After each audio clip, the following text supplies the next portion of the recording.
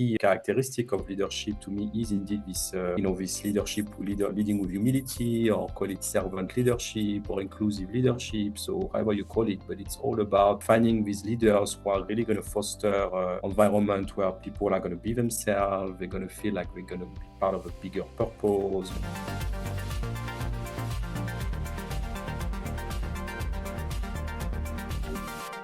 Aurélien, welcome to the show. How are you? I'm good. Thank you, Chris, for having me. How are you? I'm good. Are you coming up to us from the office today, I'm assuming? Yes, absolutely. Nice. How often are you in now? I actually travel a lot. I'm calling you from one of our offices abroad. Okay. So I tend to travel 50% of my time. So Really? it's hard to catch me in the same place. I'm really, yeah. Well, that's what happens when you're a global head of HR, right? Absolutely, absolutely. That's the price to pay when you're a global head of HR. And I learned that if you don't travel actually in my role, it's a problem because you want to connect with people in person Yeah. and you need to meet and you need to go and meet the people. That's a Yeah. must. We can get into that actually a little bit in the conversation, but before we do that, tell everyone a little bit more about your background. Your journey to the role you're in now. Yeah, absolutely. So yeah, you mentioned global background. So I guess my background is definitely very global. So I was born in France and I spent the first part of my life and career in France. But I relocated to the US in my late 20s. So I've been really living and working in different places. But beyond, my personal experience, I've been really always working in global role. My background, I studied business before specializing in HR. But I guess unlike many, I guess HR leaders, I knew early on that I wanted to work in HR. So to me, it was Wow. very clear in my mind. Although I studied business, economics, marketing, and everything, I really felt a sweet spot for HR. And so early on in my career, I decided to do another round of studies in HR and specialize in HR. And if I simplify my career, I would say it has been in three steps. The first step, I was in consulting. So I started to work in global consulting companies. The first one was ORC, which became Mercer. The second one was Hay Group, which became Korn Ferry. So I've really been kind of growing and learning in this global HR consulting environment.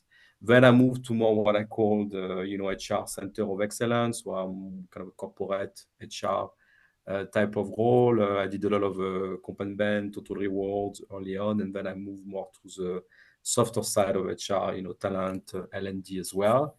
And the third part has really been around HR business partner. So HR business partner, HR generalist, has been really my focus these past years, Nice. which led me to my current role of global head of HR for Teva Global Operations today. Amazing. When you said you chose HR earlier in the career, what it looks, I'm sure it looks completely different now, right? From what you, so what have you seen transform the most versus your perception that you had early on versus the actual job that you do Yeah, now? It's it's a good question. It's a good question. Listen, you're absolutely right. HR did change a lot. Actually, I know when I started to work in Comp and Ben, I guess 15 plus years ago, the role was barely existing in some organization. And I'm just mentioning this example because there has been so much change in the HR function. But to reply to your question, actually, I feel like I kind of saw the potential of HR 20, 25 years ago, if it makes sense. I don't want to sound, weird by saying that, but I really mean it. I was studying business and I really realized that HR is one of these kind of transversal function when you can really look across an organization and you really have the opportunity to influence the performance of organization through the way organizations are structured, how they work, how people are selected and how they perform. So I really, to me, when I joined HR, I kind of set the bar high. I knew early on that I didn't just want to come in and just do some tactical HR work, which some companies were definitely doing 20, 25 years ago. So I saw this potential and and this has led me to where I am today. And you're right, I have to say that I think today it's actually probably easier to have a strategic contribution than it was 25 Yeah. years ago. We stuck with it. I kind of same thing. Like when I first made the decision, sort of what 20 years now, people are like, why are you doing H? Why are you focusing your career in HR? And I was like, trust me. It's like, trust me. Yes. You can't see it now, but because I was very lucky that I was having thousands of conversations every month, literally because I was selling to HR leaders all over the world and having conversations, so I could see so many different perspectives and insights, and I was like, wow, like this is the future, right? We're gonna have the CEO and CHRO side by side, and people are like, "You're crazy."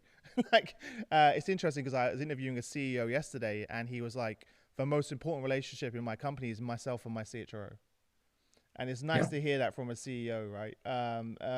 You wouldn't Okay. have heard that when we started, all those years ago. You're right. You're right. Talking about the leadership side, I know something you're really passionate about is how sort of leading with humility transforms sort of the leadership dynamics in an organization. Could you talk a little bit more about that? Because I know it's a passion of yours. Yeah, no, thanks for asking. I think just to build on your previous question and going to this one, I think the reason why HR is taking more and more strategic importance is that because many CEOs and leaders understand that at the end of the day, what makes the difference it's people and it's the leaders in particular. I think if you hire the right leaders in the right role, I always say all your other problems going to disappear progressively if you have the right leaders in the role.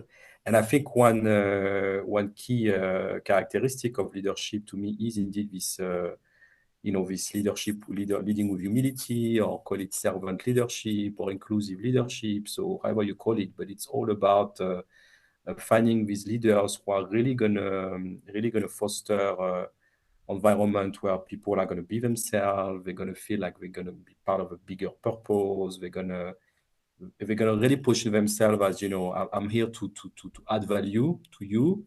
I'm not gonna be here to micromanage you, and I'm gonna be here to really really know that I don't have all the answers and I need you to give them to me. So that to me is the best leadership you can find, and it's not trivial to say that. Of course, we talk a lot about inclusive leadership, etc. But it's sometimes hard because business leaders are under a huge amount of pressure, and it's very easy to move into a more of a directing mode and to kind of forget that. So yeah, for me, it's definitely a key characteristic of a successful leadership team. Mm. So like leadership and leadership team, yeah. Yeah, we hear a lot about inclusive leadership, human-centered leadership, etc.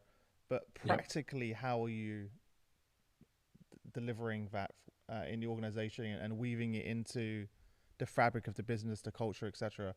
Practically, break that down for our audience. Like, what are you specifically doing to make that happen?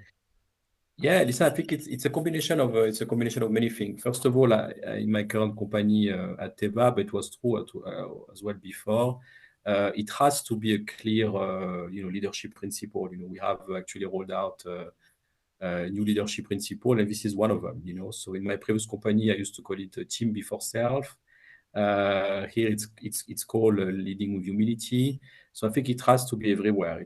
There has to be a strong statement from the top of the organization that this is what we expect all leaders to behave like, from supervisor to senior leaders. So I think it starts there. Then after, it's about making sure that we offer different opportunities to facilitate this kind of speak up culture where really people think they're heard. So there are very tactical things like your usual org health engagement survey that you can repeat. So really people feel like they really are heard, and you can do that on an ongoing basis.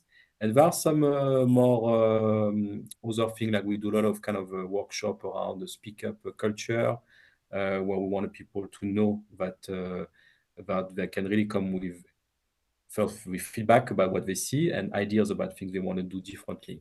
So I think it's a series of I guess strong commitment from the company and kind of more I would call HR tools or HR ways to facilitate them through workshop, surveys, etc. And the last thing I would say, which is very important, is around it's around making it clear in the way you hire, you you evaluate your leaders. It has to be very clear. Sometimes we've all heard cases where we see, oh, this person is performing extremely well. Without his knowledge, we won't be able to do this and this. But his behavior is not so good, and he's not so humble. But that's okay because he's doing a lot for the company, and I think it's not okay in the long run. And we have to be strong about that. So it's also including in our assessment of true performance, the type of culture and environment that the leaders Yeah. bring. That's a good point. You get those high flyers, the rainmakers in the company. In the past, companies often overlooked it and said, okay, but they make this much money for us or they deliver this for us, and they kind of look the other way, as it were. But the ripple effect and the message that you're sending, is so toxic, like so damaging to the organization. Um, and people don't really realize that. But now, I think most companies are really shifting their perspective um, Yeah. on that as well. What about do you link this back to how leaders are compensated, or their review, their performance reviews and stuff like that? Is that linked back to those things? Yeah, performance review for sure. As I was saying, I think to us, I'm sure a lot of HR leaders will resonate with when we say, we assess the what and we assess the how. So that's always very important. It has been very key in my career as well, to make sure that performance management, where yes, you have to deliver your KPIs and your objective on the hard part, but you really need to look at the softer part. So there are definitely ways to make it fully embedded in our Mm, performance reviews, yeah, for sure. especially And now. compensation for, yeah. I was about to say, as we become more distributed as a workforce, hybrid work, gig economy, etc., it's even more important to have these skills, right? These superpower skills, power skills, I like to Yes. call them, rather than soft skills. Yes, yes, absolutely. And it's not necessarily easy because when you are not in physically or in with people and in person, it's not so easy to create this kind of environment where Yeah. people feel connected, etc. So leaders need to be mindful of that. But I absolutely believe it's possible. Even through virtual meeting, etc. You can definitely still come Mm-hmm. across like this. Yeah, but it's also one of the reason why, coming back to what I was saying, that yeah, I think traveling is important when you work globally, because you need that to you know Really through build the connections. informal meetings, setting the tone Yeah. through the interaction. Yeah.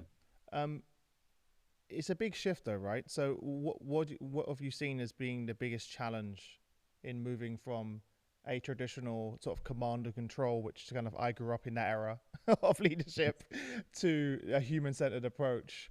Like, what would you see as the biggest challenge? Um,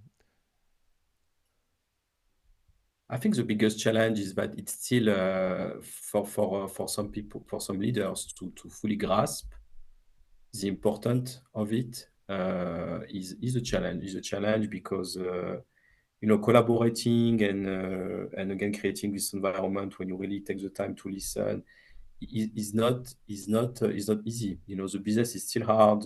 Things are still going very fast, obviously, but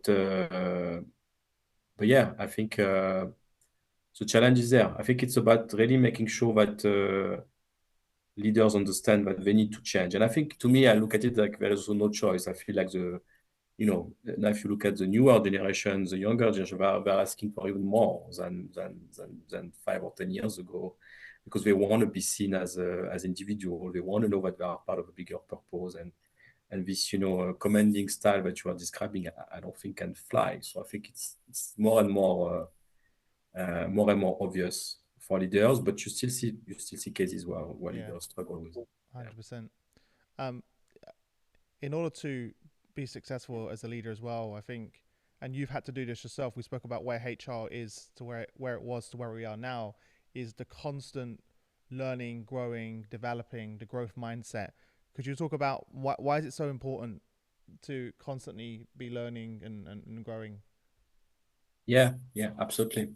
To me, it's I always say to people, it's yeah, the learning is so critical, and things are changing so fast that you have to have this learning mindset. And to me, really, learning start with listening. Coming back to what you were saying, I mean, really listening and being aware of how things change, how they change fast, is critical. As soon as I start seeing that there is a little learning or openness to learn, that's definitely a feedback I provide a lot to leaders. I support a lot of people I work with. And sometimes, especially when you work in global environments, that's what I want to say, because sometimes people tell me, oh, please compare for us working in the US or in Israel, where Teva is headquartered, or in France or another country. I say, to me, it's not about comparing the country. It's about always, staying open about, different ways of working, different cultures, and it's true everywhere. I don't feel like I'm using different type of skills when I am in the US or when I am, in the UK or in Italy or in any country. To me, it's always the same. It's about listening to people and accepting that you don't know everything. You have to learn the way they work. And that's how you pivot and how you adjust. So it's about really developing your, I guess people will call it your emotional intelligence, or your learning, IQ. But yeah, that's what I would say on this topic. Mm. It's interesting because part of what you just said is in order to be successful in that sense, you have to have a level of humility. Yes, it goes back to the humility, I guess. Absolutely. Yeah, because Yeah. and that's not Yeah. easy for many leaders, right? Yeah. Yeah, absolutely. It's always easier to, to just keep doing the things the way you used to do them. It's just easier to feel like, oh, I'm going to be myself, and I don't have to be different anywhere. But this is just the wrong statement. Being yourself doesn't mean, I guess, not understanding who you are dealing with and what your audience is. Mm.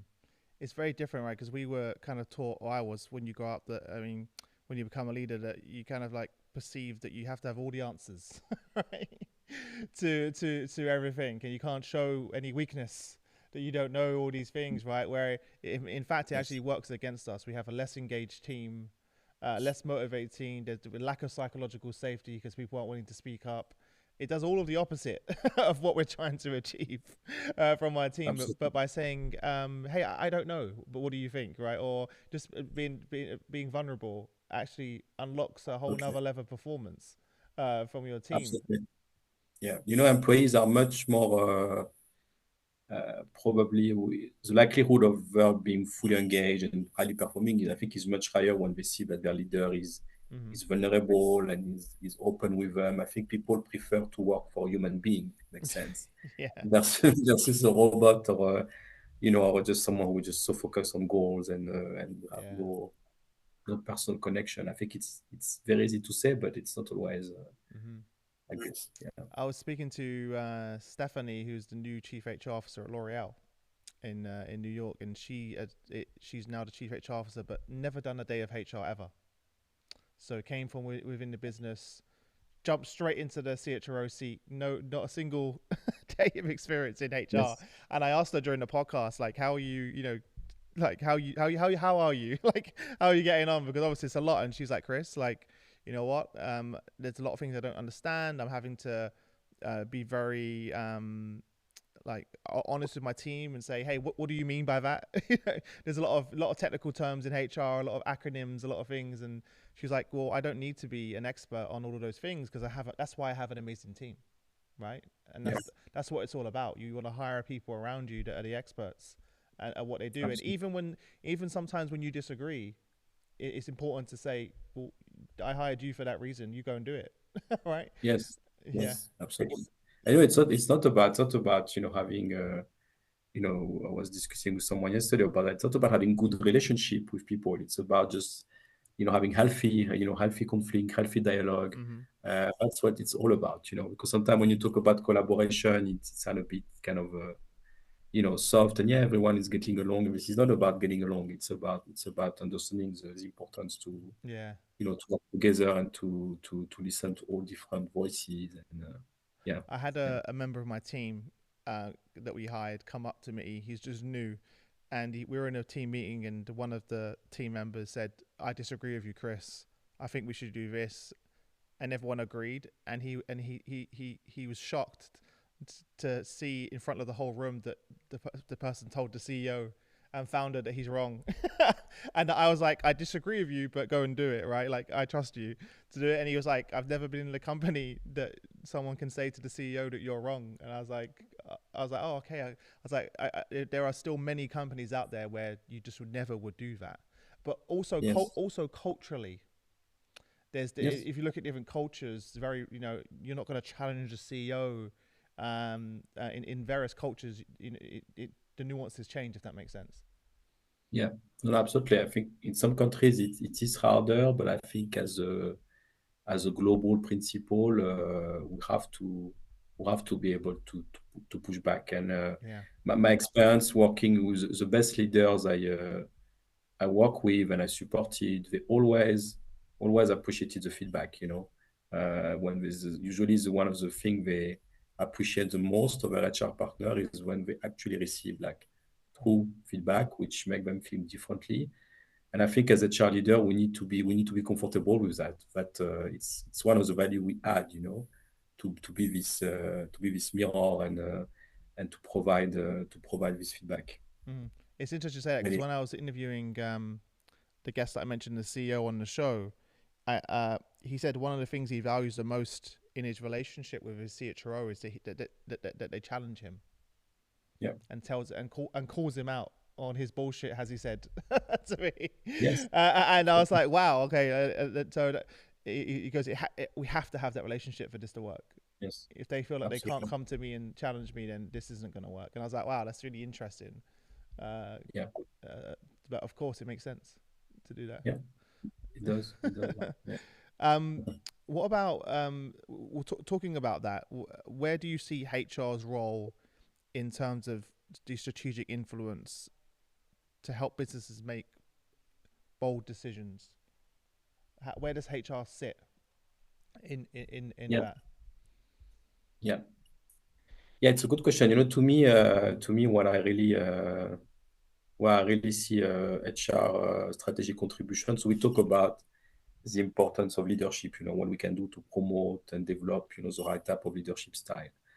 But the other aspect I see is about, working on what we would call organizational development, organizational effectiveness. And it goes back to your bold decision. I think where I see HR also playing an important role is when we start being engaged, with the business about, I'm trying to I need to just to work differently. I need to think about my organization differently. I need to change the culture. So this is where we can help them being bold. We can say, you see, you've been organized like that for 3 to 5 years. People are saying, so what about if you kill, half of the organization, or if you add, a couple of big new departments? So I think this is where we need them to be bold. And sometimes for business, because again, we'll come back to the humanity. Of course, people develop some sort of routine and they think this is the way it works. But I really think that actually any healthy organization every few years they should shake, the organization a little bit. Sometimes it can be light, but sometimes you have to take a bold move and just try something else, because this is how you're gonna potentially create more innovation. So to me, really, the bolder aspect is around that, is around asking questions that maybe seem a bit, this crazy or disruptive at first, but at least you ask, and you realize that some of these disruptive ideas that you have can actually lead to something cool for the Yeah, organization and for the people. Yeah. it's interesting because I went for an exercise maybe like a year ago with Shane where rather than there's this temptation to add more, whereas one of the things that we did is look at what are we currently doing. Forget about adding new tools, new technologies, new strategies, new things. We went back and just asked the question of why do we do it this way to every single part of the business. Absolutely. And Absolutely. there were so many things to your point. It was like, oh, just because that's all how we've always done it. Is it the best way of doing it? No, Yes. right? And we kind of just reassessed all of those processes and technologies, all of it, and we were like, wow, there's so much room for improvement here that let's forget about anything else of adding any addition. Let's kind of rework what we've done, and that was a big wake up call for us, and a lot of innovation came out of that. A lot of the manual administrative stuff we kind of just got rid of. Yes. There was no need for it. It was taking people so much time to do certain things and certain tasks that we just replaced that with technology or AI or so many different things. Yes. We now have saved hours and hours of editing for our editing team by using AI tools that can do in seconds what takes someone 4 hours. And Yes. it cost us £30 a month to do that. So we just unlocked all of that time by just taking a moment to say, is there a better way of doing this, Yes. and taking the Yes. time? So, and it's hard, Yeah, and right? usually, It's no, hard. it's hard for sure. Usually, the first answer will always be no, no, we're fine, and you have to ask Yeah. like 2 or 3 questions. Whether you ask the same question several times, or you kind of say, "Are you sure?" Or you can we do that? And you Or but realize no, but that why though, right? What I like is, but why? yes, But why do you the do it why that is way? very The why is important. probably the best one. It unlocks a lot. And then they say this, yeah, but why? You just keep and you keep going down, and you realize I don't know why. We did it that way because someone did it that way 4 years ago, and now we're still doing it. So yeah, I love this Absolutely. point. In order for HR leaders to be bold, what do they need to demonstrate to the executive team in your experience to become that trusted advisor to, you know, make that decision? How help guide that decision? Yeah, yeah, it's a good question.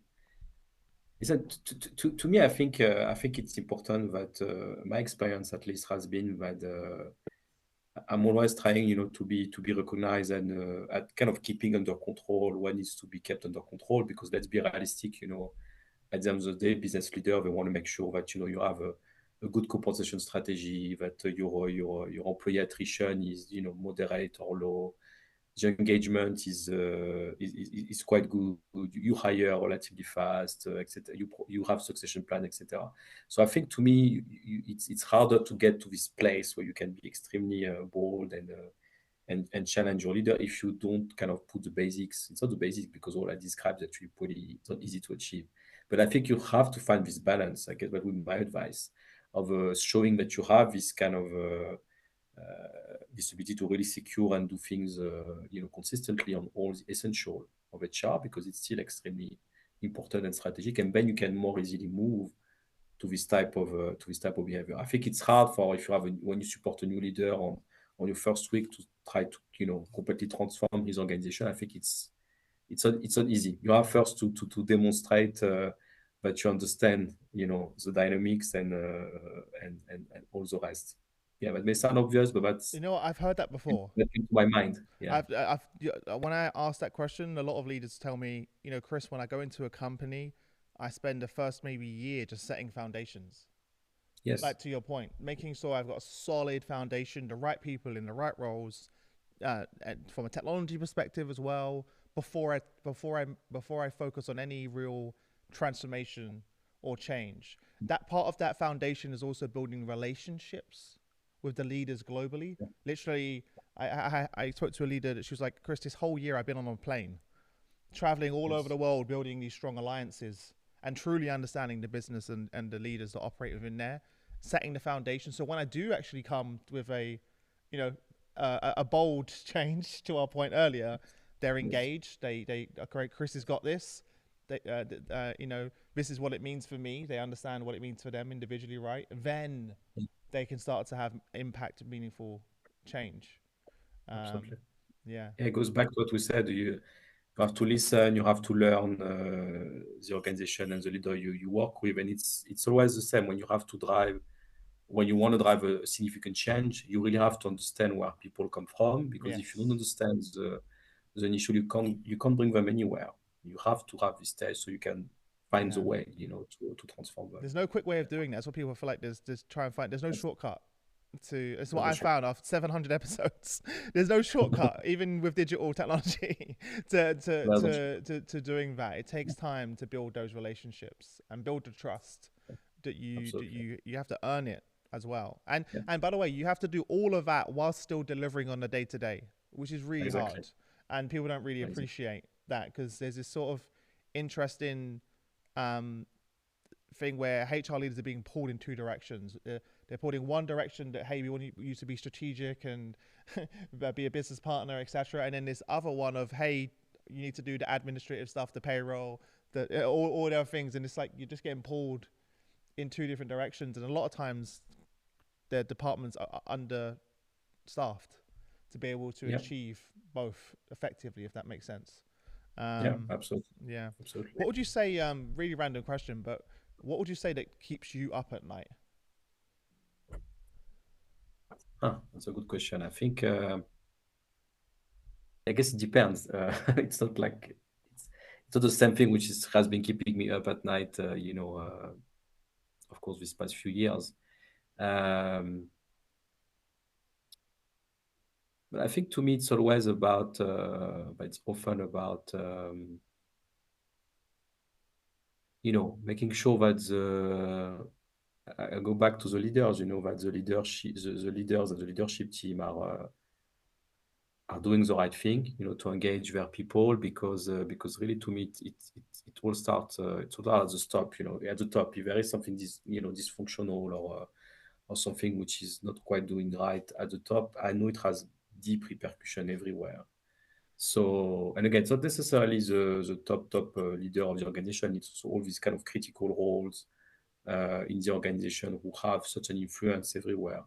So I'm always going back to that, when I start feeling, okay, something is off in this part of the organization, or we need to fix that. I go back to the leader. Say, okay, so I need to call this leader tomorrow and go to the root cause and understand, I guess, the context of what's going on. So it's usually that. To me, what could keep me up at night, to your point, is knowing that maybe there is one or several stakeholders who are who who are going through a challenge, and that this mindset is influencing a large portion of the organization. That makes sense. Yeah, no, that makes sense. And Yeah, we've seen the data right around the when in terms of people leaving the organization. A lot of time it's the relationship with their manager, their front line, absolutely. right? Um, so yeah, 100% makes sense, and it's tough, right? The and let's give some grace to those leaders as well and those frontline managers. It's hard right now It's to super hard. Yeah, be a manager or a leader in any type of role. You're kind of dealing yeah, with delivering your own day to day. Now you're in this hybrid environment where you're half your team's at home and half your team's in the office, and it's just you're now having to talk about well-being. Looking yes, after the well-being of your employees. You're talking about being vulnerable. You're talking about being creating psychological safety. All of these things are being thrown at these leaders, and yes, they're expected to perform all of those things yes, and still do their own job, right? yes, As yes. well. So it's Absolutely, hard, it's tough. absolutely. So there It's was hard. That's why you have to find opportunities to making sure they keep learning. Going back to what we said, that you give them these opportunities to learn, and you yeah. can learn through like classic trainings, but I also love mentoring and coaching. I'm really trying to scale up, this type of practices everywhere because on everything you said on well-being, on psychological safety and all that, some people just need to be reminded Hmm. of the importance of that. And I think as a HR leader, we have a role in making sure that we do provide this solution so we can learn easily and Yeah. quickly. And yeah, Well, yeah. it's interesting. All of the things we've been talking about, I don't know about you, but none of those topics are included in my training when I became a manager.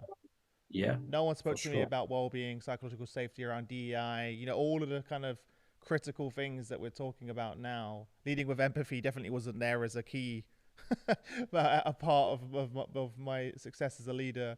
And now we're just expected to. So if you're not Yes, learning, growing, developing, or if you're not investing in your managers, in their leadership and their coaching, then what do you expect? They need your support. Um, yes, mm, yes, absolutely. yeah, No, but I think it goes back to the way we started. I think when we said that we kind of felt that HR can play a very important role for organization, because I guess we were not articulating 20 years ago that well-being would be so important. But I could feel that making sure that people can really find this balance of really connecting and kind of personally, and find this balance of between who they are as individual and who they bring at work it was there. I think maybe the word and the practice It was around always there. You're around it. right. Yes, It's almost like we've now found a language to have the exactly. conversations. There's very different versions, like you talk about leading with empathy, or what do you call it again internally? You call it Humility, leading with humility. humility. Yes, like Yeah. human centered leadership. There's so many kind Yes, of. We didn't have that. That didn't that that oh, there was it was around. There was people talking about it 100%, but it wasn't as common as it is that's now. out there for And sure, I think for sure. the pandemic accelerated a lot of that. Definitely, All of a definitely. sudden we all were level set. We Yes, all saw each other at home. No matter your job title, you're all having the yes, same challenges. We're all going yes, through it together. We got a view into each other's lives, literally yes, through the camera, as well. yes. And it kind of made people wake up and say, "Wow, we really need to take care, of Yes, ourselves, of our employees." And all of a sudden, everyone's talking about it. yes, It was one of the silver linings of a definitely. horrible time, is the spotlight that's been shined on these topics. Um, Definitely. I think it let, definitely shows that something like this happen, and when we have no choice but to adapt because we had to work from home, we just do it, we just do it, and that's what I think what to me is also one of the lessons that sometimes people are they resist change, they say, oh, we can't do that, and say, what if about tomorrow you have to work from home? What are you going to do? That's exactly what happened with COVID.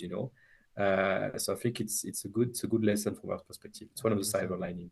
Yeah. Orion, before I let you go, what would be your sort of parting advice for like the HR leaders of tomorrow that are going to be sitting in your seat one day? What do you wish someone told you that you know now? Yeah, no, it's a good question. I should have thought about that actually. But no, listen, I think to me it's really about don't underestimate, the influence you can have on company performance. Don't look at your role as a support function, as sometimes you see organizations saying, oh, HR is a support function. I don't like this word. I think really, really, yeah, take the stage, on your own, on your seat at the table, with leaders. Really, really push for that because there will always be a part of our role which is, somehow operational, let's say, but there is also big room for strategic insight. So really, really thrive for that. And as we discussed during this discussion, so at the end of the day, the leaders and the CEOs will appreciate that Yeah, if you find this spot. So yeah, that would be my advice. amazing. Well, listen, I'm glad we finally managed to connect and have you on the show. I appreciate you Yeah, sharing your yeah. journey. Thank you, guys. Make sure you take care Thank of you. yourself because you're traveling so Yes, much. So make sure you take care of yourself, yes, okay? yes, yes. This could have been my advice as well because I think sometimes as a cheerleader we give a lot to others, but it's important to take care of yourself. That's another very important advice. Yeah. Yeah, I was literally last night at a well-being event for CHROs. It's called People Flow. Abigail, who's the chief people officer of Tom Ford Yeah. Fashion, and we did an event last night with 60 chief people officers, and it was all around HR well-being and taking care of themselves. And it was really Yeah. nice to see everyone there and take a moment to say, we're here for each other because normally there's not many people. Who does HR go to, right? Exactly. when they have a challenge. So that would be a good piece of advice for everyone listening. Take care of yourself first, Yeah. as well. But listen, I appreciate you coming on the show, and I wish you all the Absolutely. best until we next speak. Thanks so much. Absolutely. Thank you, Chris. Thanks for having me.